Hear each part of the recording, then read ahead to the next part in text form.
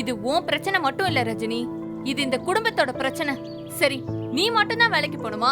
ஏன் ராதிகா படிக்கலையா, முரளி படிக்கலையா? ஏதாச்சும் ஒரு வேலைக்கு போய் உனக்கு சப்போர்ட் பண்ணா உன் பாரமாச்சும் குறையும்ல. அவ கஷ்டப்பட்டு வேலை பார்த்து சம்பாரிச்சா இப்படி அசால்ட்டா காஸ்ட்லி போன் வாங்கி கொடுப்பாளா? நீதான் அவங்கள பொறுப்பு இல்லாம ஆக்குன.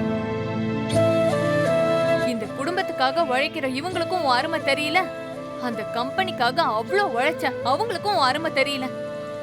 உன் தப்பா அவங்க தப்பான்னு எனக்கு சுத்தமா புரியல. தப்ப பத்தி இப்ப பேச வேணாம் அனிதா, அதை எப்படி சரி பண்றதுன்னு பேசலாம். உனக்கு தெரிஞ்ச இடத்துல ஏதாவது வேலை இருந்தா சொல்லு. முறைக்காதடி, நான் சீரியஸா சொல்றேன். வா உள்ள போலாம்.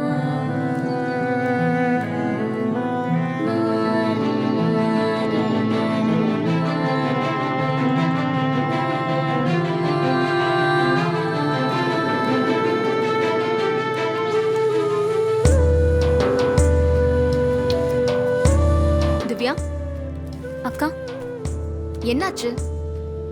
நீ ஏன் இன்னும் வீட்லயே இருக்க? இன்னைக்கு உனக்கு எக்ஸாம் இருக்குன்னு சொன்னல, மதியம் தான் எக்ஸாமா?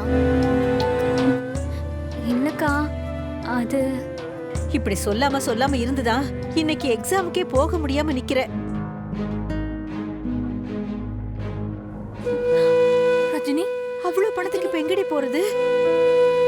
முதல்லயே சொல்லிருந்தா கொஞ்சம் கொஞ்சமா கட்டி முடிச்சிருப்பால. இப்ப என்ன பண்றது ரஜினி? ரஜினி,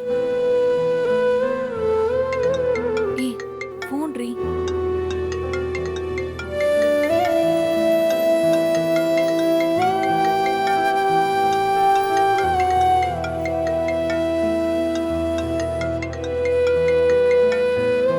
பேசு.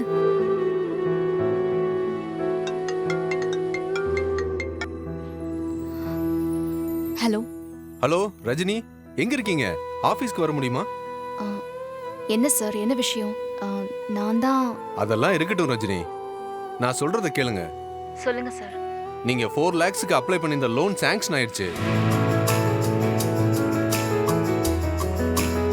அதுக்காக தான் ஆபீஸ் வர முடியுமான்னு கேட்டேன்.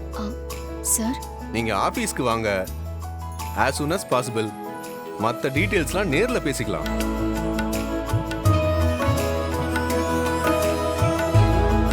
என்னாச்சுடி? நான் உடனே ஆஃபீஸ்க்கு போகணும். நீ திவ்யா கூட காலேஜுக்கு போய் எக்ஸாம் எழுதுறதுக்கு பெர்மிஷன் கேளு. நாளைக்கு பணம் கட்டிடலாம். சரி.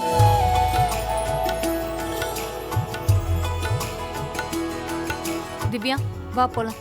போயிட்டு வரோமா? வரேம்மா.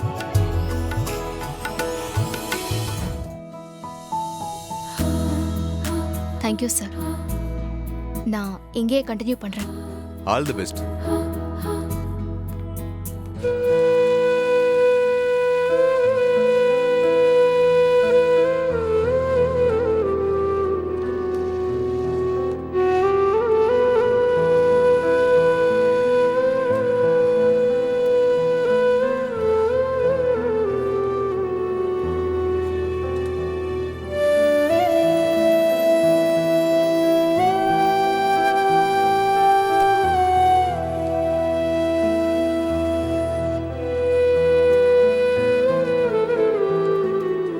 ரெசிக்னேஷன் கொடுத்துட்டேன்னு தெரிஞ்சும் எப்படி லோன் சாங்ஷன் ஆயிருக்குன்னு இன்ஃபார்ம் பண்ண சொல்லியிருக்காரு. என்னன்னு புரியலையே. ஆனா இந்த ஆள் கிட்ட ரொம்ப கவனமா தான் இருக்கணும். Welcome back miss Rajini.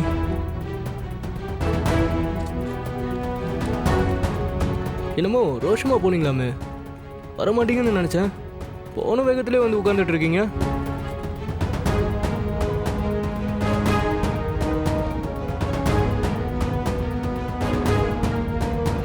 வேலையே வேணாம்னு சொல்லிட்டு போனீங்க.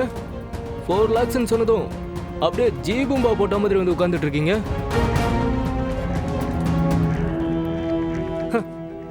உங்களை பத்தி தான் இந்த ஆபீஸ்ல எல்லாரும் பெருமையா பேசுறாங்க. இந்த டிராமா போடுறதெல்லாம் நிப்பாட்டிட்டு ஒழுங்கா வேலையை பாருங்க. No arguments. சொல்லுங்க சம்பந்தியம்மா. சம்பந்தி, எப்படி இருக்கீங்க? உடம்பு முடியலன்னு சொன்னாங்க, இப்ப பரவாயில்லையா? இப்ப கொஞ்சம் பரவாயில்லங்க. நீங்களும் கோயிலுக்கு போயிட்டு வந்ததா சொன்னாங்க. ஆமா சம்பந்தி, அவங்களுக்கு கொஞ்சம் உடம்பு முடியாம இருந்தது, அதனால வேண்டிக்கிட்டு போயிட்டு வந்தேன். அப்புறம் சம்பந்தி, இங்க நடந்த விஷயத்தெல்லாம் உங்ககிட்ட சொல்லிருப்பாங்க. தயவு செஞ்சு எதையும் மனசுல வச்சுக்காதீங்க. என் பொண்ணு கோவத்துல ஏதோ புரியாம பேசிட்டா. பரவாயில்ல சம்பந்தியம்மா, நீங்க புரிஞ்சுக்கிட்டு ஆதரவா பேசுறீங்களே, அது போதாதா? இந்த காலத்து பிள்ளைங்க எல்லாருமே அப்படித்தான் யோசிக்காம பேசிடுறாங்க. நான் ஒண்ணும் நினைச்சுக்கல. ரொம்ப சந்தோஷம் சம்பந்தி. அப்புறம் ராதிகா வீட்ல இருக்காளா? ஆமா, இங்கதான் அவ ரூம்ல இருக்கா. என்ன சம்பந்தியம்மா, ஏதாவது முக்கியமான விஷயமா? இல்ல, உங்களுக்கு உடம்பு சரியில்லைன்னாங்க. அதான் உங்களையும் பார்த்துட்டு அப்படியே ராதிகாவையும் பார்த்துட்டு வரலான்றதுக்காக தான் கேட்டேன். எதுக்கு ராதிகாவை கேக்குறாங்க? ஏதாவது பிரச்சனையா இருக்குமா? மாப்பிள்ளையோட அக்கா ஏதாவது சொல்லிருப்பாங்களோ? ஹலோ ஹலோ சம்பந்தி. ஆ ஆ ஆ, சொல்லுங்க சம்பந்தியம்மா. அவ வீட்ல தான் இருக்கா. நீங்க வாங்க சம்பந்தியம்மா. ஓ, அப்ப சரி.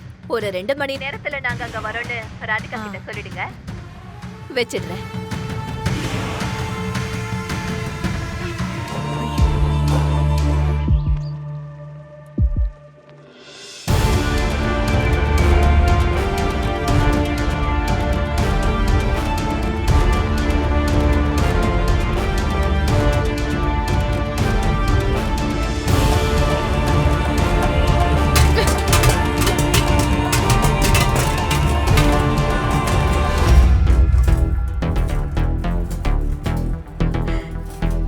என்ன ஆச்சுடி? என்னம்மா, என்னாச்சுன்னு என்கிட்டே கேக்குற? வீட்ல இருந்தவ எங்க போறான்னு கூட கவனிக்காம நீங்களாம் என்ன பண்ணிட்டு இருக்கீங்க? அவங்க வந்தா சாப்பிட ஏதாச்சும் குடுக்கணுமேனு நான் அடுப்படியில வேலை பார்த்துக்கிட்டு இருந்தேன். இவ இப்படி சொல்லாம கொள்ளாம கிளம்பி போவான்னு எனக்கு எப்படி தெரியும்? ஆபீஸ்ல இருக்கும்போது கூட என்னால நிம்மதியா வேலை பார்க்க முடியல.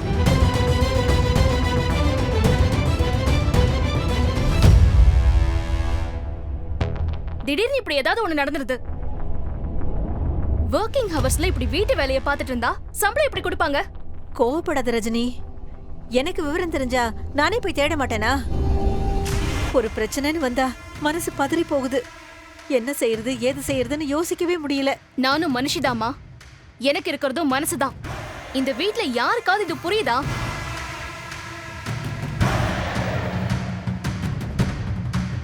இப்படி பண்ண நான் என்னதான் பண்ணுவேம்மா? சரி, அவ எங்க தான் போனா? அவ இல்லன்னு எப்ப பாத்தீங்க நீங்களா?